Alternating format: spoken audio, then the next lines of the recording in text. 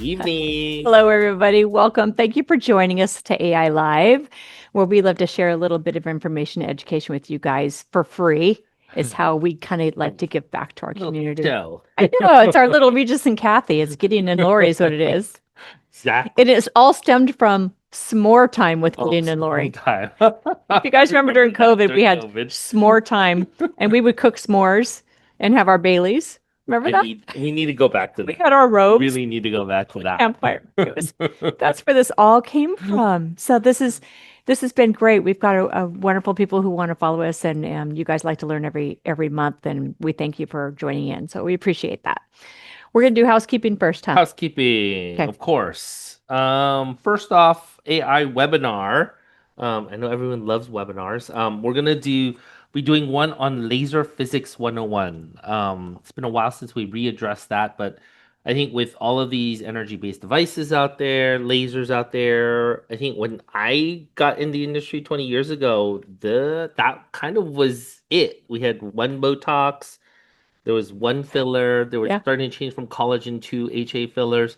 That was kind of it. And so we focused a lot about lasers. There's a lot more education. People paid a lot more attention to it. Nowadays, I think it's an afterthought. People get into it for the injectable world and then they go, oh, let me pick up a laser. And I don't think a lot of practitioners really understand what they're doing with their lasers, what chromophores are, what how your pulse duration affects your treatments, what joules are, energy, wavelengths of light, the hemoglobin curve with regards to the hemoglobin, the melanin curve, the water curves, all of those things. If you guys don't know anything about that and you're Yeah. picking up lasers, you really, really need to go back to foundations and really learn about those things to build a foundational strength to your knowledge base before you pick up a laser. Yeah, this webinar will help you understand the why as to what you're doing with lasers. So, why are you picking this fluence? Why are you picking this pulse duration? Why are you picking this Wavelength? time on like wavelength, period, wavelength? Why are you buying that So, thing? like, why are you doing this rather than the laser in companies who sell you lasers? The reps tell you, like, okay, here's your settings, put your settings right here. And you're like, okay, but you don't know why. You don't know how it interacts with tissue. So, this webinar is going to help you understand what wavelength sees what color.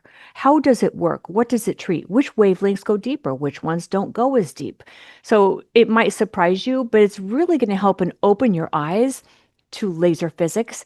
And then what you're going to do is you're going to just look at the laser wavelength. When you go to buy a laser, it doesn't matter about the brand. You're looking at the wavelength and what that wavelength sees. So it's pretty eye-opening when you learn a lot more about laser physics. Yeah. So if you're interested in that, that'll be July Yeah. 15th. That's at 6 p.m. Pacific Standard Time.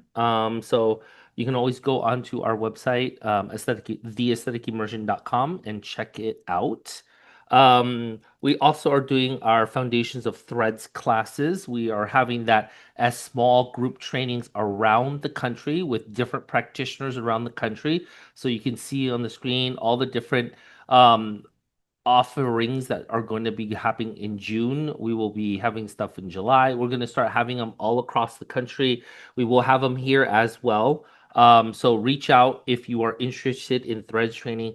Threads trainings, I will tell you, if you guys are going to jump into threads, please take the time, the energy, the funds to actually learn how to do them correctly. I see practitioners do it one time and they jump heads in, and great, love the fact that you're diving heads in, but you're going to run through a lot of frustration. It took me probably like 4 to 5 treatments or trainings before I got comfortable.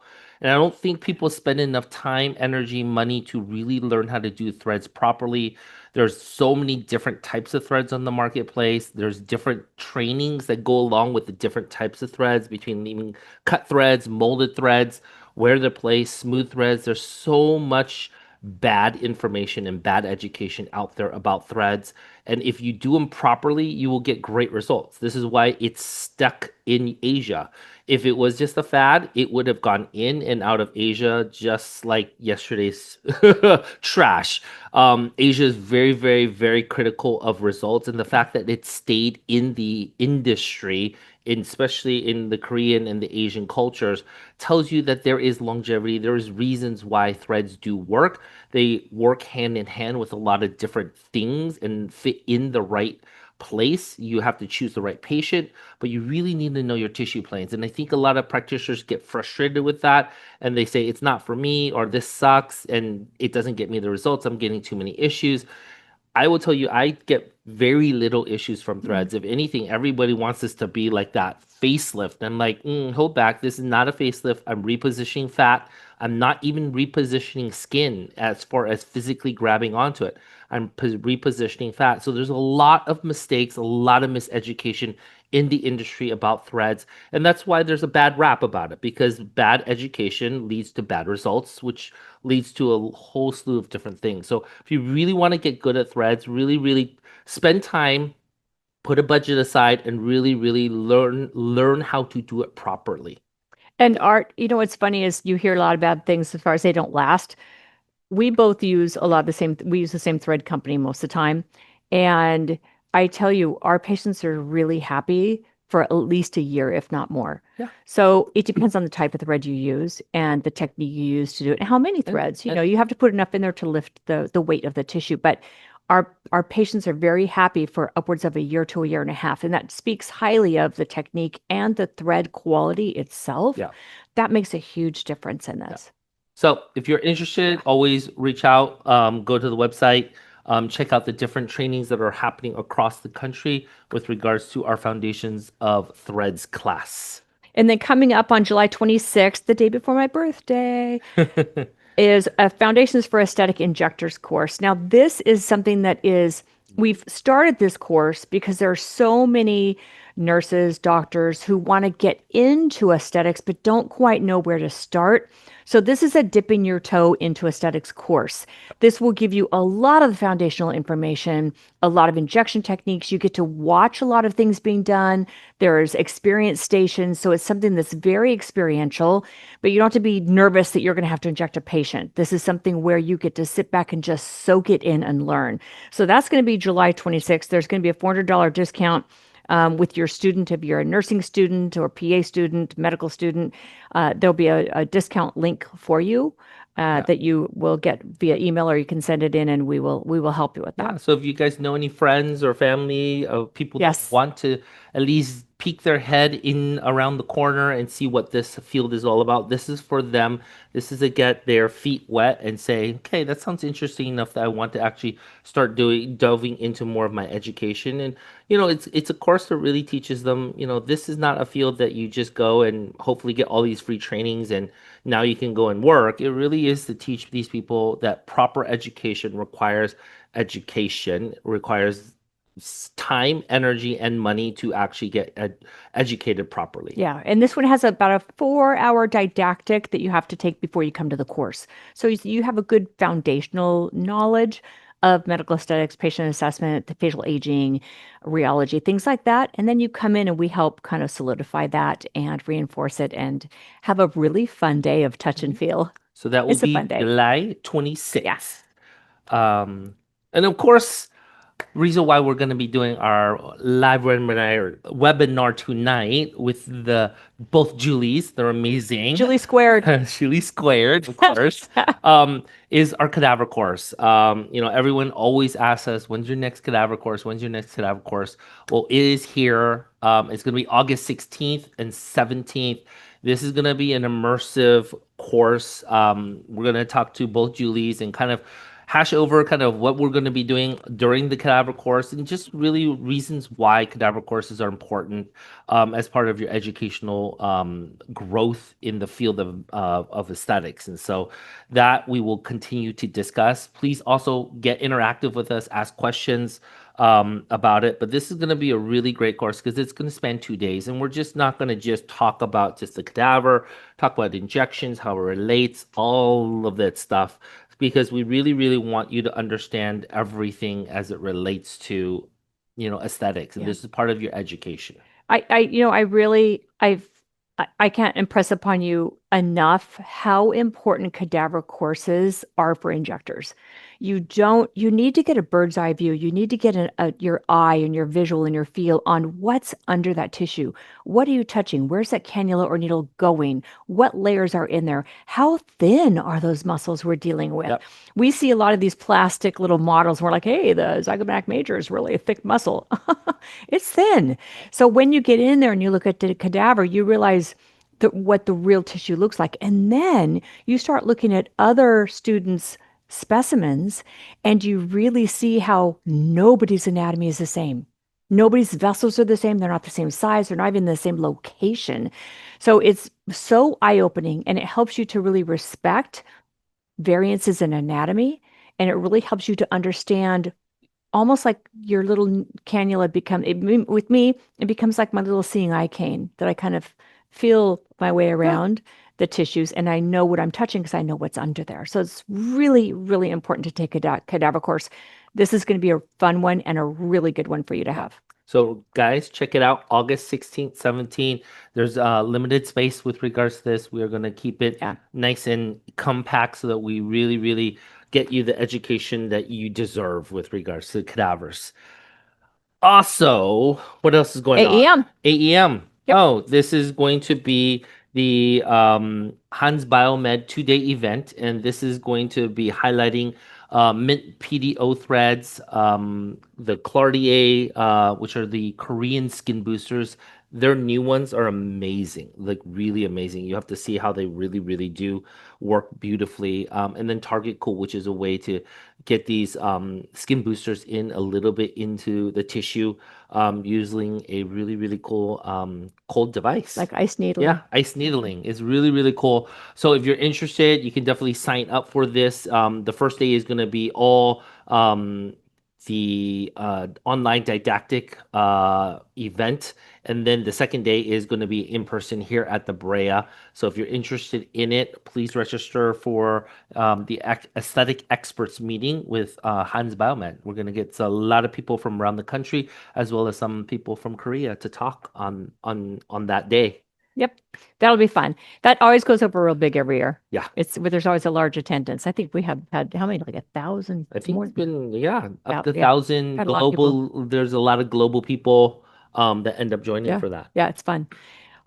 Just to remind you, we have all the tiers of our mentorship class membership program, what our mentorship program available. We've got the 3 tiers available. The top tier is the Founders Club, and that's the tier that, like, after we have our AI Live tonight, we could do a Zoom call with the founders, and we are able to see everybody and kind of talk one-on-one once a month and discuss things and answer questions and be mentors for you guys. So that's one that we really love from the bottom of our hearts. And the top level, the founders also get discounts on classes and get all the webinars that are $200. They get them for free, and they get a lot of good pluses. But we have 3 levels of the programs. You can start at 350 videos to watch and learn up to 450 or however many videos we have for you guys to watch and learn. So good luck watching all those videos. You'll know more than the average. You'll know more than your injector trainer. That's for sure.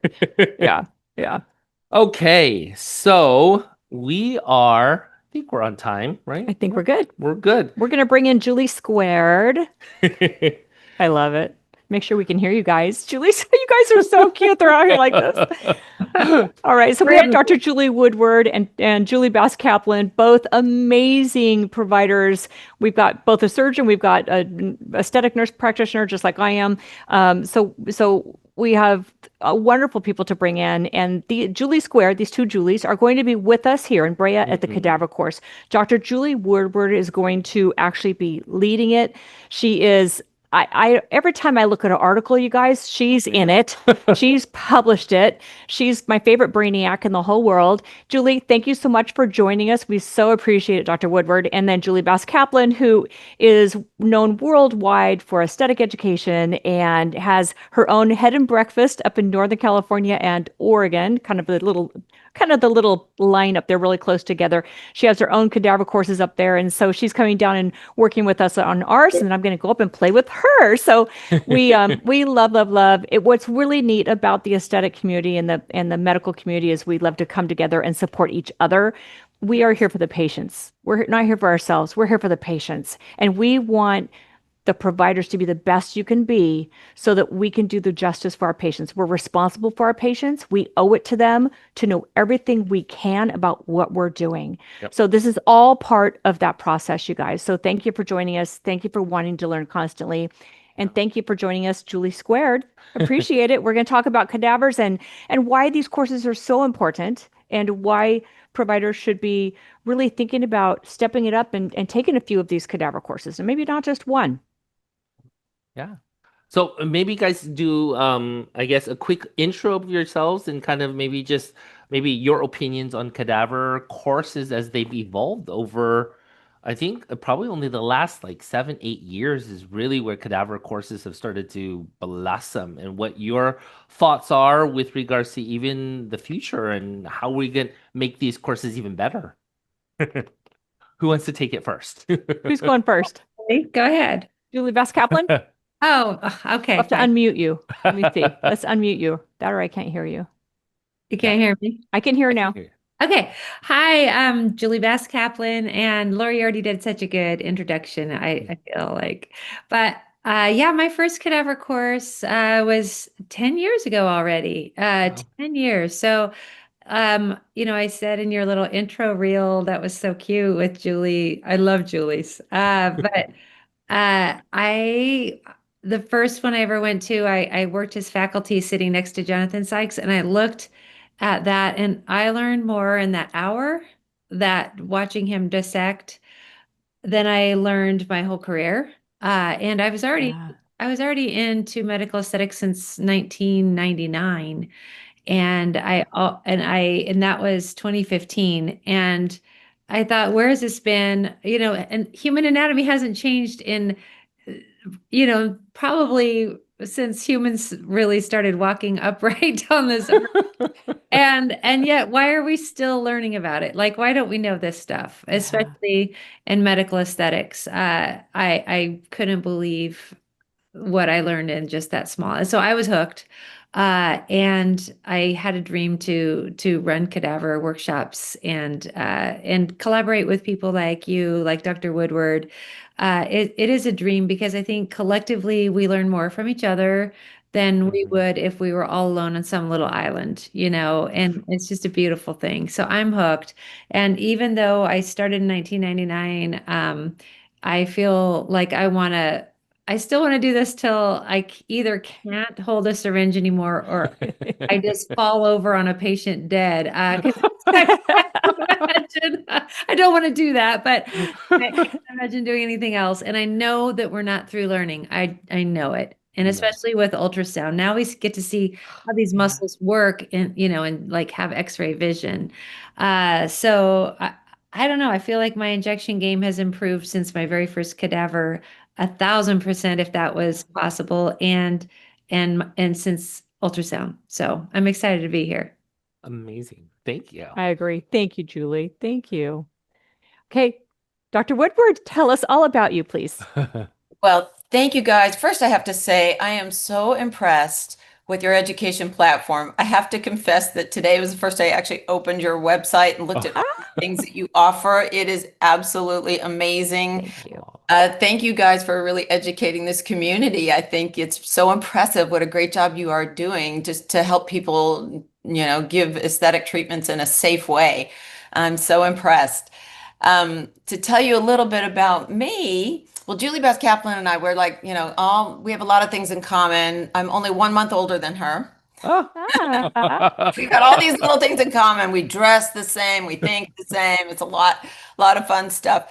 So that means that I got to see my first cadaver when I started medical school. I Mhm. went to medical school in Houston, and I think gross anatomy was a freshman class in med school, which means I probably got to see my first cadaver in about 1990, maybe Yeah. 89, 90.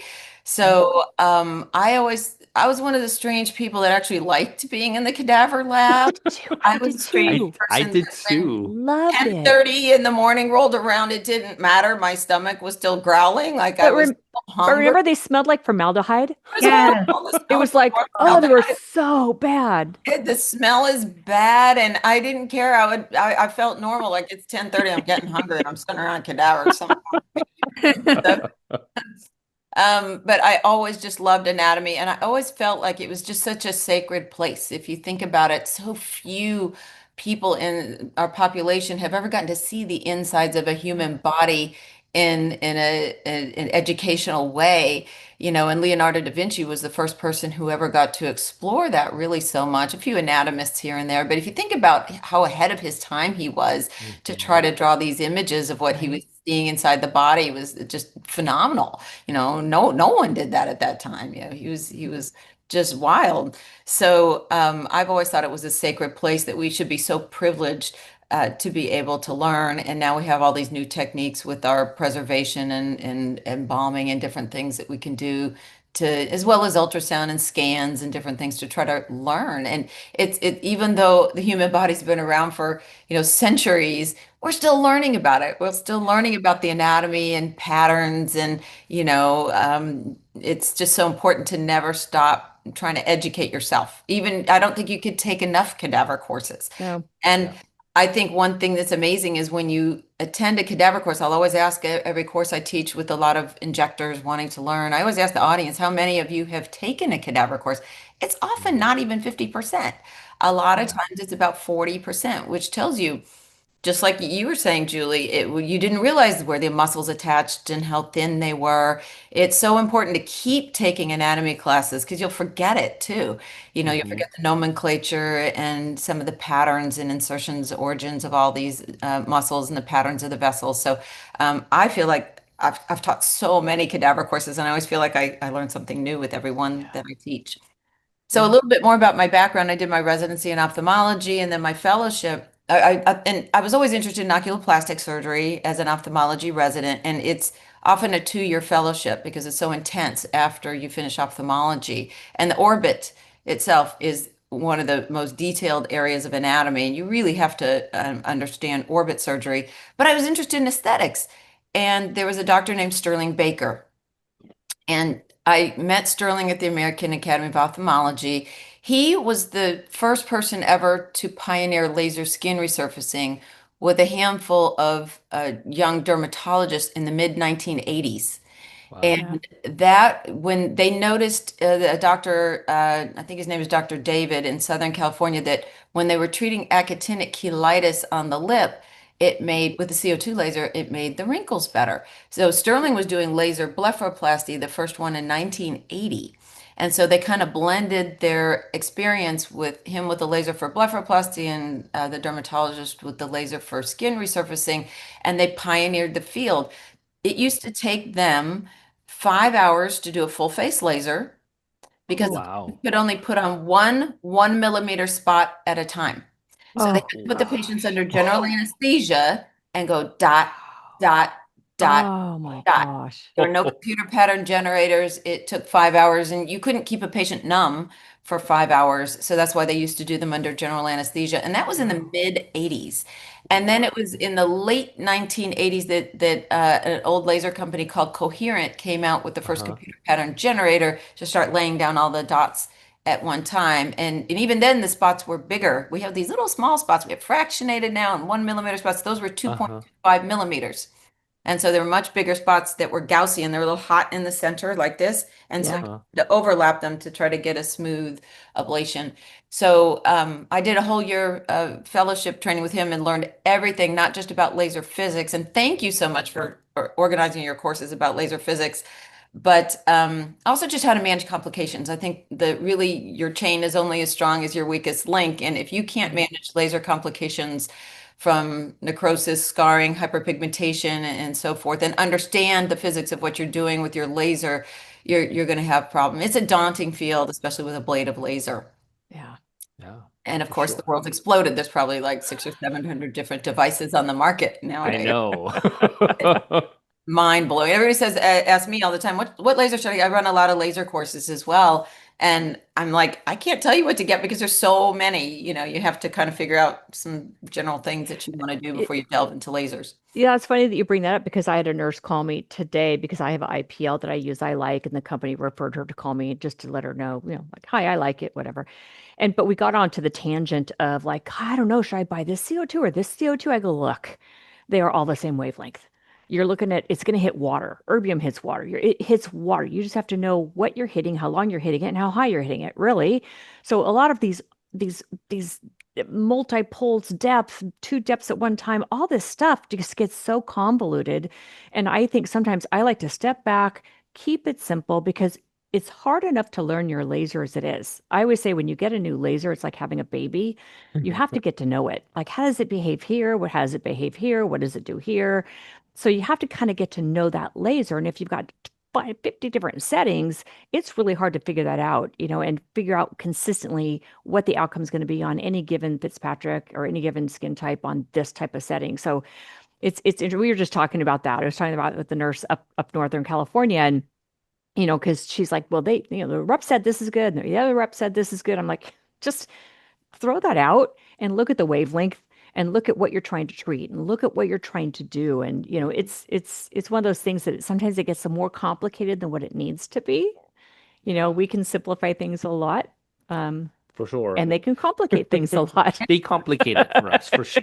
Yeah. It's all marketing and sales at the end of the day, Yeah. unfortunately. Yep. Leave it to And as laser far reps. as injectables go, we used to inject Botox, of course, into blepharospasm patients back when I Right. was a resident. So that was the very early 90s. And then we started hearing about, this cosmetic, injections for your 11s. And I was in my fellowship with Dr. Baker. I think it was the last week of my fellowship. And there was a little bit of leftover Botox, from a functional patient. And I said, will you just give me a little bit right there? And I think he gave me 7 units. This Uh-huh. Okay. must have been in 1997. Wow. You're And brave. yeah, and especially if you talk to Jean Carruthers, she said when they did the first trials for aesthetics, it took them 4 years to recruit 18 patients because they were scared. People were scared of the toxin. Wow. Yeah, Who her first patient was, right? yeah, It her was her secretary. front office. Yeah. Yeah, her right, yeah. So I remember he gave me only 7 units, and I remember, how you like certain things in life, you remember exactly where you were sitting and what you were doing. I remember I was at the airport, and all of a sudden I couldn't move this, and I was like, oh, like, wow, coolest thing ever. And that was on my way to go to Los Angeles, where I actually spent time with some doctors in LA, and one of the doctors I spent time with on that visit was Arnie Klein. Oh. Did you know who Arnie Klein was? Heard of- Yes. He was Michael Jackson's dermatologist. Yeah. And he was the first person I ever watched inject fillers. And he spent a day with me injecting Zyderm and Zyplast. And Wow. I remember thinking, I can do that. And I went to Australia and spent time with some people in Sydney and Melbourne. And that's where I met Greg Goodman, who is still a very active dermatologist in the educational world. And he and his wife took me to dinner, and they were doing autologous fat injections. And then I came back and I started ordering my bovine collagen, where we had to test the arm and wait and see a month later if they had a reaction. And if not, we could inject it. If not, we injected fat into the nasolabial folds and the lips. That's pretty much all we did way back then. So, and then of course, hyaluronic acids came out. First, there were the animal ones that came from the rooster combs. And then there are a couple other ones. And then 2003, we finally had the rest of them. Hey. Excellent. Yeah.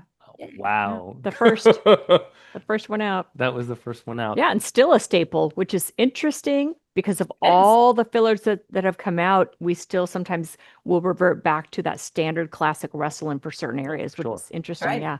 Yeah. So it's So not thanks. That's my little background. right. I Wow. love it. And then do you have a number on how many articles you published? Because every It's time probably I about 90. Of course, some are Wow. more important than It's others, textbook chapters. It's, Yeah. it's like, and frequently I refer to you frequently when we're looking at a lot of the aesthetic things and the filler, the hydrolysis of fillers and the hydrophilicity of fillers. It's like, a lot of the things that you're involved in are things that are very paramount to us as aesthetic Yeah. injectors. And And that that's why I we, research them. Yeah. thank you. Thank you. That's why we respect you so much. But yeah, we thank you so much for you having a passion for this and just being amazing. Thank you. I'm so Thank glad you. to see you out here. No, seriously. So we want to kind of talk a little bit about cadavers. And for anybody out there who has never taken a cadaver course, don't be afraid of it. But we want to kind of maybe we'll talk about our first cadaver course. Oh, Like when we first took one and we had been injecting for a while, how did it make us feel? How about you? I How don't did you know. feel? I think like Dr. Woodward, I actually was in medical school. Our medical school had a fast track program. So I actually got to do anatomy kind of twice. So they had a summer program where they took a certain amount of students, and if you passed and it was literally all anatomy for literally a 6, 8 week intensive course, and we dissected out the whole. I mean, we went through the whole body in like 6 weeks or 8 weeks, I Wow. remember. And if you pass a class with a 90% or above, you ended up becoming a TA. assistant I did TA, that the too. TA during the actual first semester, and you were the TA for all of your peers. So I ended up doing that, and so I ended up doing the cadavers like twice. Yeah. So like Dr. Woodward is like, I actually got used to the smell and eating, and it was like whatever. I was just like in there Yep. like digging around. It actually was fun. It was like detective, like let's follow the nerve, let's follow the Yeah. artery. Where does it go? Let's do all of that. So I think when I took my first cadaver course, it was more just like, this is a very interesting viewpoint because you can now, and I'm a visual person, so I'm always trying to teach people like the 3D aspect of it because that's what works in my mind on how I'm injecting in a visual aspect of it. And so that's where it started to kind of really help me put together a lot of those tissue planes and stuff like that. So I actually, my cadaver course, the first one, I actually didn't get right in there and dig around. I looked at it as like, okay, how does the 3D spatial, where would the best fillers fit in and how would it work? So I was actually more taking into the account of that 3D nature and the depth Mhm. perception on the aspect of it. That's kind of how I remember it. I think when I really started to like get more challenging and really having someone dissect out for me and really was actually when we were sitting with Codafana when Yeah. he was starting to really kind of hone in on different things, especially in the glabella area where he came up with the 3 point injections. I remember prior to any cadaver courses, I used to inject a lot in the glabella and the nose. Not that I don't still inject a little bit, but a lot more cautiously.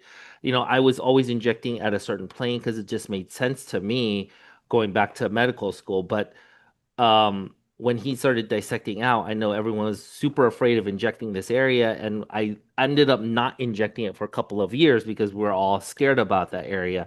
I went back in and I was looking at him and the way he dissected out and understanding the tissue planes where the artery really came out in that area. I was just like, oh, what I did back then, even though I didn't know, was actually a pretty safe plane comparatively. So it kind of helped me understand kind of okay what I was doing. There was a reason why now that I didn't have, knock on wood, any issues for the amount of injections that I did in the area because I dealt with a lot of Asians, and the Asians we inject the glabella, the forehead, and the nose a lot because that's about the 3D projection into the area.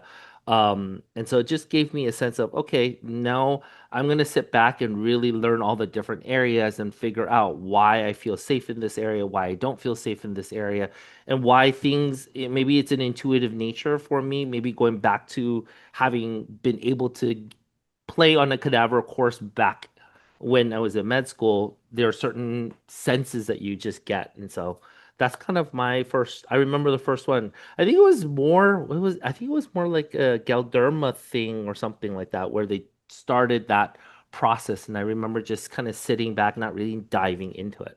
Yeah, I think I in college, my undergrad, I did a cadaver and then also was a TA the next semester. How did we get roped into being TAs? Loved it. I mean, I loved I went to Pepperdine, so I would take my anatomy book and go sit on the beach and just color in all the muscles. But I loved it. But that was my first, full body. But doing the head cadaver is night and day. It's so different. They're not even on the same planet because when we're looking at just that face, we can focus in on it. And my first one was in Texas with Chris Surik in a UOT with a cadaver course, and then he's like showing us. He's like, "Okay, now you guys dissect," and I'm like, "Oh, ooh, I just cut through the angular artery and the facial artery and the infraorbital artery. I just cut through everything." So it just like I didn't like things are there, but you don't realize how to tease things out and dissect correctly. You just don't. So it's something that you just kind of learn as you go. I think I wasn't real comfortable until probably at least my third cadaver course, really more comfortable to kind of sit back, take a breath, and slowly tease things away and look for things rather than just cutting through and going, oh my gosh, I gotta copy what they're doing and just cut through all the arteries. So the first one was kind of a mess. Hey, JBK, how about you? Oh gosh, yeah. Prereqs for nursing school had to take an anatomy class, so that was 1997. And it was so different because we named her Maggie, uh, and we loved her, and we even painted her nails at some point. We Oh, just loved her. It was Maggie, but we got one cadaver for the whole year, and it got, like you said, it was stinky. It was like dissecting leather. Yeah. It just wasn't the same in 1997. And we all got one muscle because there was 50 nursing students. So I got wow. the sternocleidomastoid. But we didn't really get to explore all of the muscles and all of the vessels. First of all, you couldn't even see the vessels. They weren't really dyed like they are now. So I just want to say today's cephalus compared to 1997 is just so different. Thank goodness. But I just learned very little then, and now the first time, like you said, the first time you dissect, you expect to be as good as Kodafana and Surik, and you expect to be some like artist but most people they make it look easy. Yeah. And it isn't easy. The first head that I ever got to dissect was for ice band. I volunteered after sitting next to Sykes and doing pilot workshop cadaver courses. I volunteered to lead cadaver courses for free for the ice band conferences for International Society for Plastic and Aesthetic Nurses. And I volunteered because I really wanted to get in there and dissect. And Jory taught me how. My husband's a ENT facial plastic. And he taught me a lot of head and neck anatomy when I used to assist his head and neck surgeries. But there's something about dissecting that it's the hands-on learning. You learn a lot more when you get to actually dissect yourself. And that's when it really, really started making a lot of sense to me. And I wasn't bad. My first one wasn't bad, but it definitely have gotten better over the years at it. But it's an art. It's an art in and of itself. But like you said, every one side will be different than the other completely sometimes. And Mhm. sometimes, we do 6 specimen. How many are we going to have at our workshop? We'll have probably maybe 3 to 4 students per specimen. So they'll be Perfect. able to really each get in there. Yeah, so that's perfect. So that's why I like these small, intimate workshops because you have your team and it's not like one full body and you get one muscle. It's like like it used to be. Yeah. You will actually get intimate and up close and personal. And I don't know, I get attached to the donors. I really do. I imagine what their lives were like, and I still nickname them. I still say thank you before I start, and a real heartfelt thank you before I put them away and say goodbye. And I get emotional. I'm very Aw. empathetic. I'm just You're like, gonna make me oh. cry. I know, but I'm like, oh, Lenny, Yeah. I learned so much from you. Thank you so much for Well, offering your body. You know, Julie, it's yeah, yeah. it's I think that respect for the people who have helped us learn so much, and we don't ever want to forget that. We don't ever want to forget that these people have given of themselves to help us learn, to help other people in turn. And that respect of, if we go outside the room, we make sure that they're covered. We don't allow photos of the specimens, and we want to always respect them and the gift they've given us to help learn. And you're touching my heart right now. You and I are, you're like my sister, but you're touching my heart. And I think that's so very true. It really is. That's a good point. Yeah. I'm excited to be with you guys. This is going to be so It's amazing. fun. I know. And I don't want to scare, I don't want Julie Woodward, Dr. Woodward, we're going to get you in a second, but I don't want to scare anybody who wants to be our student. Yeah, it can be a little intimidating, but keep in mind, we are all going to be standing at the tables with you. You're not going to be alone. We are going to be helping to guide and explain and just chit chat and explore. It makes it a very, very fun. The day goes so fast. Yes. And I wish these days could go on forever, but the days go very, very quickly. But because you're just so into learning and looking, it's so very interesting. The specimens we have do not smell. Don't worry about formaldehyde. We don't have that anymore. So, and we have the arteries injected with red, so we can see the arteries very nicely in our classes. So it's nice. Dr. Woodward kind of help us go back to what some of your first cadaver sessions that you had. What do you think? Well, I've been, teaching. I've taught cadaver courses at Duke before, and a lot of, industry related cadaver courses. And I agree. I feel so sensitive to the fact that these people have, made a sacrifice in more ways than one for us to be able to learn. I like to start a lot of my courses with just a moment of silence, thanking them. And then we proceed, and you have to be kind of business-like when we do it, and we have a good time. But I think it's like you were saying, it's really important not to feel nervous about being there. If you don't feel comfortable touching it, that's okay. Maybe the Mhm. first time you attend one, you just want to watch other people do the dissecting. It always seems like in every group, there's somebody who's real aggressive about wanting to dissect, and we may have to Yes. rein them in so they don't cut through things. I want And to take the then scalpel away. somebody else who just wants Nope. to hang out, and Yeah. it's okay, whatever you're comfortable with.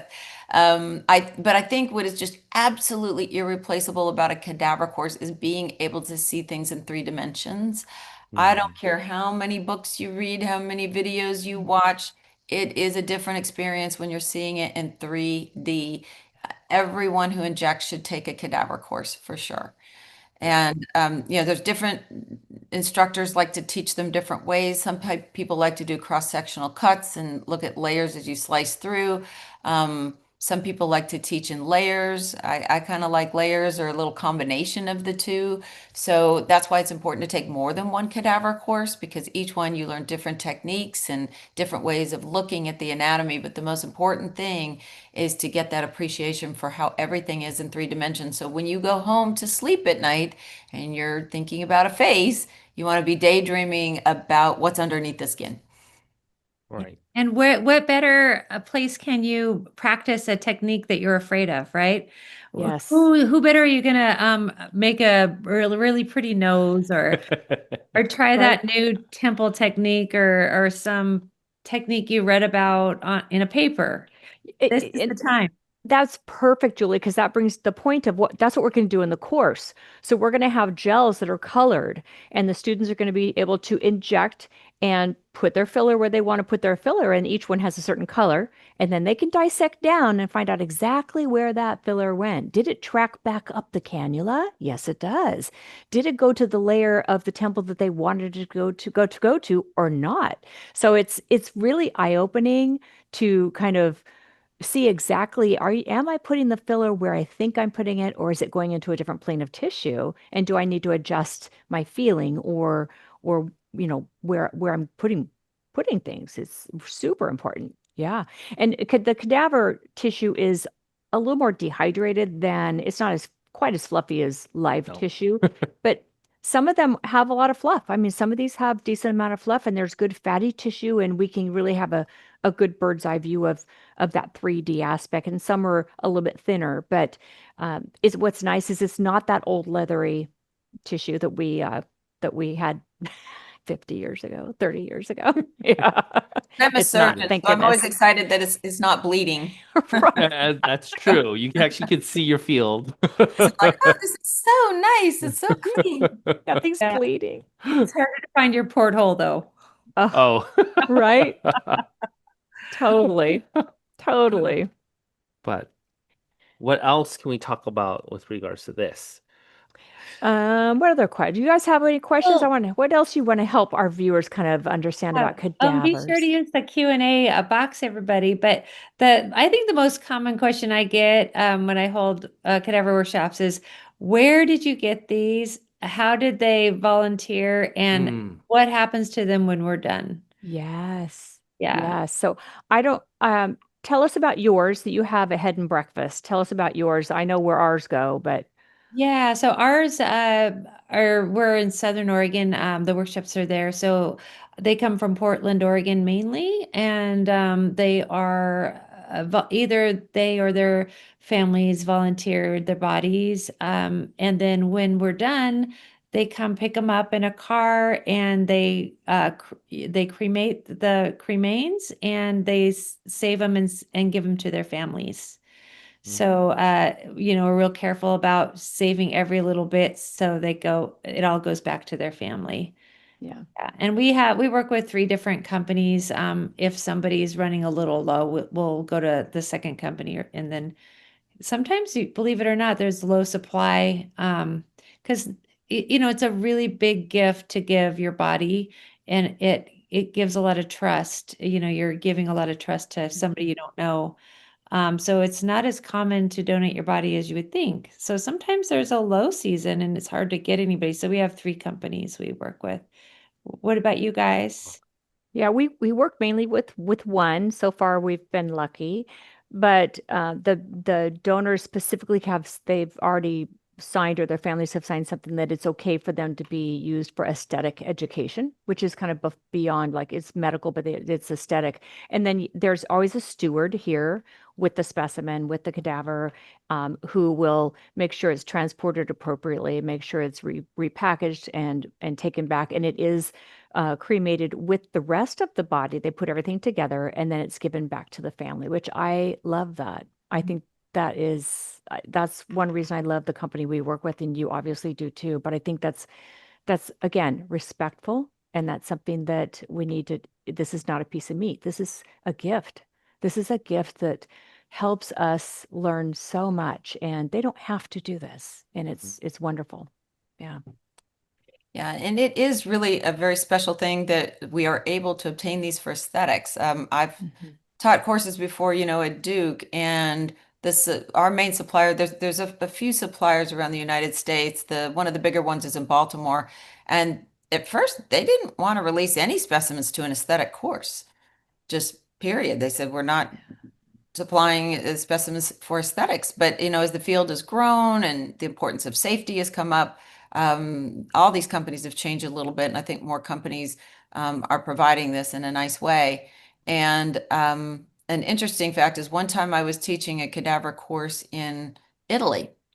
Huh? And this is a 4-day course, and I kept looking at our donors, and I kept thinking, these just don't look like Italians. I thought, what? I wonder. Finally, on the very last day, I asked the people who ran the lab, I said, where do you guys get these specimens, these donors? And they said to me, oh, Baltimore.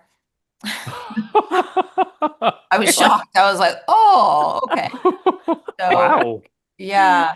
And a Wow. true luxury of the courses, and actually one of the most important things possible, because I've been to courses before where they did not inject the vessels with the latex. And these donors that they're going to have are injected with latex. If you don't inject the vessels, you really can't learn that much about the vascular anatomy. Yeah. That is Yeah. so important.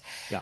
Because one of the main things you're trying to learn when you're there is how to avoid an embolus in, with an intravascular injection. And you've got to see that the latex in those vessels is so helpful. Yeah. It's hard enough. It's hard enough if we have Mhm. something that's bright red or like bright pink, it's easier to kind of stay away from it or identify that. Right. Absolutely. Yeah. It makes it so interesting. So I have a question for you guys. Kind of looking at we're doing these cadaver courses because we want to be better injectors. We want to be more knowledgeable. We want to do the best to be the safest we can be for our patients. When we're looking at injectors, what do you look at for a good either trainer or injector? What should people look for in someone who would become their injector, or who, if they want to hire injector, what are they kind of looking for? What would your cues be for somebody who would be knowledgeable and possibly safer than some others? I think the hunger for knowledge, the hunger for learning more, compassion, a good, warm, fuzzy personality. Because we wear a lot of hats, don't we? I mean, we are therapists, we are friends, we become, we give a lot of advice on their personal life sometimes, and we really get to know them. But so Mhm. you don't really, in my practice anyway, with our culture, we're warm and fuzzy. We're not cold and prickly and medical only. So I tend to hire people that are, that have a good heart and soul, and you can train the rest. But if they don't have the hunger for Mm. knowledge True. and that thirst to go to conferences, read journals, read one of at least 10 of the 90 Julie Woodward articles out Yeah. uh, then why would I want to hire them? You got to keep learning because it's not like you take a weekend course and you're excellent. That's just couldn't be further from the truth, is it? Mm. I mean, I hope every single year I'm better than I was the year before, and I don't think that should ever die. But what do you Yeah. think, Julie? I think the most important thing is to find people that do it because they have a passion for it and not because they're trying to make money. Mm. I Mm. Yeah. think that the injector that just is viewing it like a business, or the owner of a med spa that I've been to courses before with, teaching new injectors that are shaking, they're terrified, they've never done this before, they're so nervous, and they have a business owner over their shoulder saying, I need this person injecting by Monday. Ah, That is a formula for like some kind of disaster to me. I Disaster. mean, disaster. the injector should be excited and not under pressure and there because they just are so thrilled and they want to be a part of this field more than it's a job or, it's just a means of making money. Those people, I think, just don't last as long.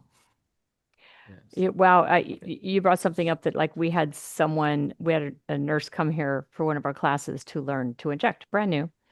And we got a call from her employer, who was a physician, who was really upset that she didn't learn nasolabial folds. And she needed to come back to the office and inject nasolabial folds. And we said, well, we don't do those as often anymore. Yeah. And that's also like one of the fourth leading causes of blindness. So that's not one of the first places we teach. And this physician was very upset that this nurse couldn't come back and immediately start injecting nasolabial folds. So even like people just don't understand sometimes that it takes time on tissue. It takes You can't be a good surgeon when you're still a medical student. You have to go through fellowships, you have to go through training, you have to go through a specialty training to spend time to perfect your craft, to perfect your specialty. And you can't just walk out of school and think you're going to be good or proficient or safe. So it's something that a lot of people don't understand. They don't understand And that. Yeah. I think not everyone's cut out to be an injector. It is N- intimidating. Anatomy, no, the no. popularity and risks of complications are high. And if you're not cut out to be an injector, that's okay. Be Yeah. a laser specialist. Yeah.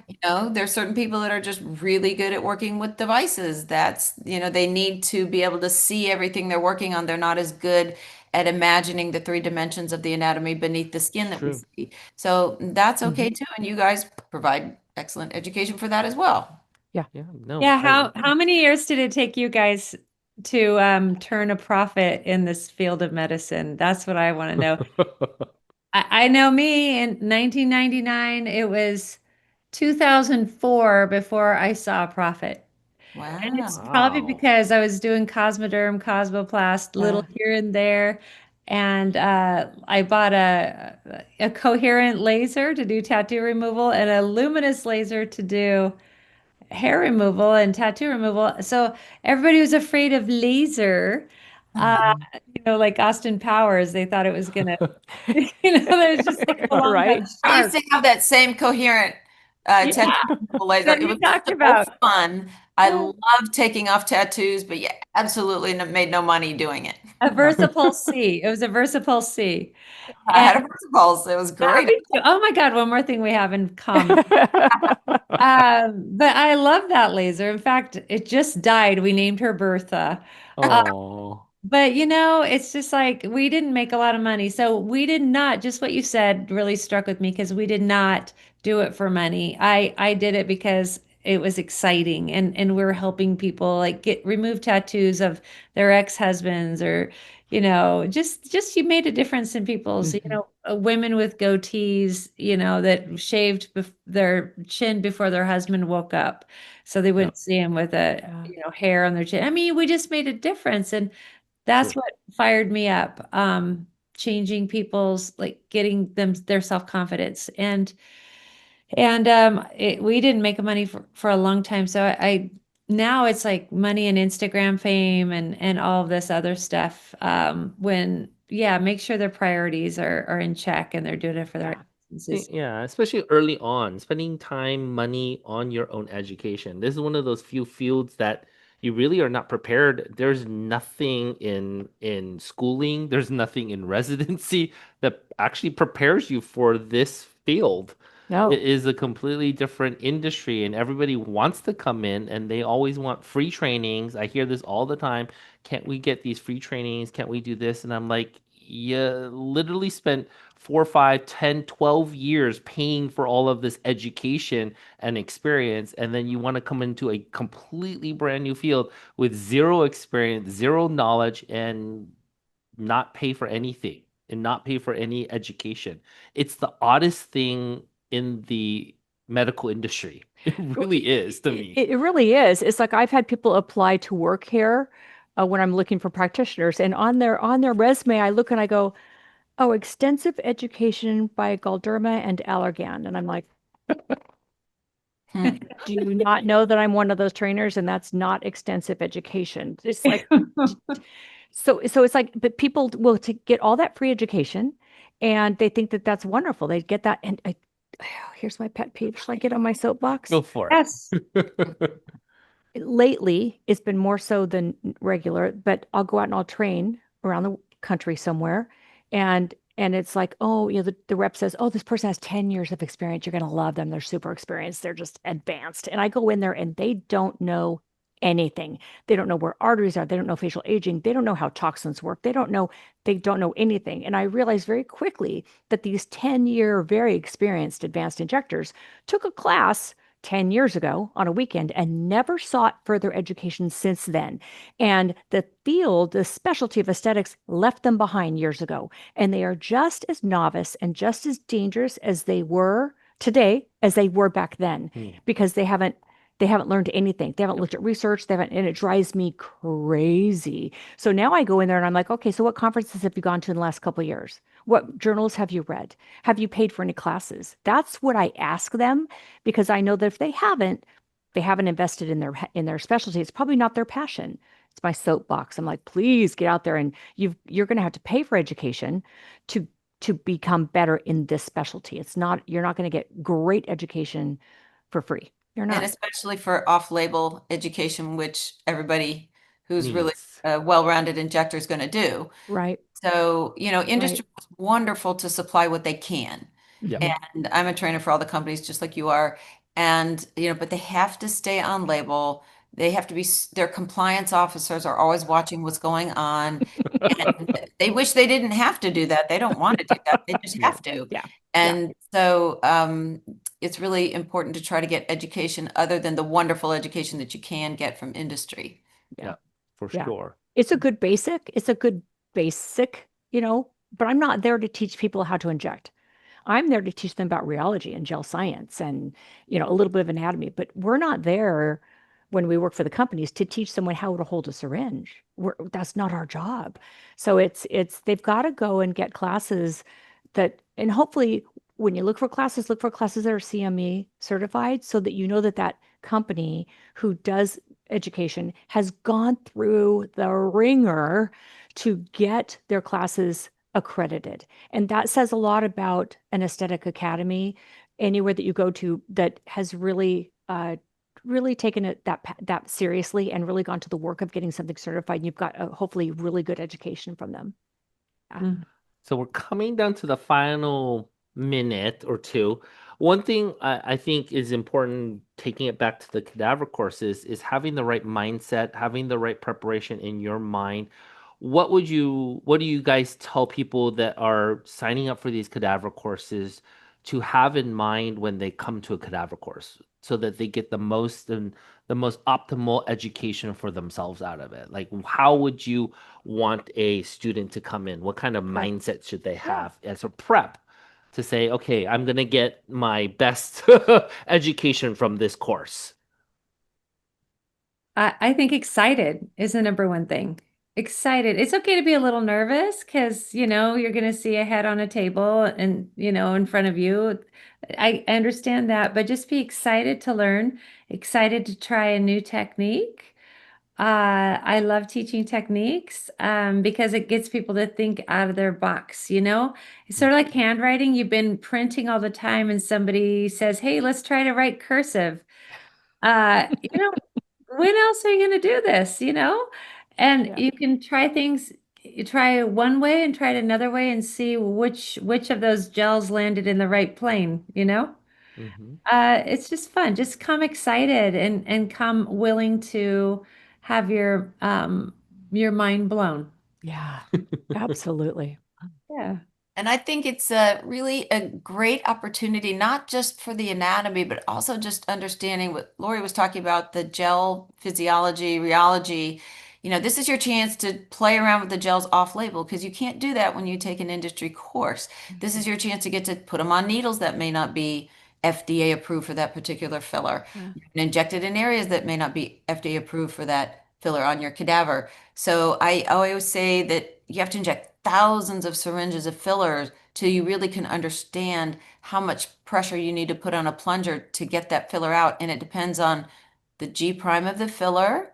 It depends on the gauge of the needle, if it's big or small. And it depends on how deep you are in the tissue. It'll be harder to push in the dermis than it is in the subcutaneous fat. And those total little subtleties between syringe to syringe, company to company are going to become apparent the more you inject. And this is a good starting place. Yeah. Right. A good safe starting Or place. even a very experienced place. You may You're think not gonna blind anybody. and Right. that's right. And just like you were saying, Lori, you see people that have 10 years of experience. I can't tell you how many trainings I've gone to it, and like the training is about getting something on the bone, for example. And I'm looking at them going, there's no way their cannula, their needle is on the bone. And I'm like, Yeah. I'm just gonna help you out here. Feel that? And they're like, oh yeah. Oh, Yeah. So people sometimes think they're doing things when they're injecting that they're not. So this Yes. is a good opportunity to just get a better feel for things. it is. It's a great opportunity, and it's a fun day. There's really no stress. It's really, it's mind blowing, like Julie said. It's mind blowing, and it's fun, and it's interesting. And Square. you, right, Julie Squared said, and you walk away just going, that was the coolest thing ever. I want to do another one. And that's how you walk away from cadaver courses. So you're gonna love ours. So I hope you guys have signed up. But thank you so much, you two, for joining us. Thank you Can't so wait till you're much. here I in know. August. August. So Thank you, remember, guys. guys, August 16th, 17th here in Brea is going to be our cadaver course. It's 2 days of an experience that you don't want to miss. It'll be awesome. It'll be awesome. All right. So our next AI Live, bye guys, we'll see you later. On our next AI Live is going to be July 1st at 5 p.m. That is going to be Beyond Exosomes. What are secretomes? So that is something newer that actually I am using. And I'm we are giving going a to talk have, on that in next week. Yeah. Oh, nice. I love it. So we are, oh, yes, we are, Julie. Yes, we are.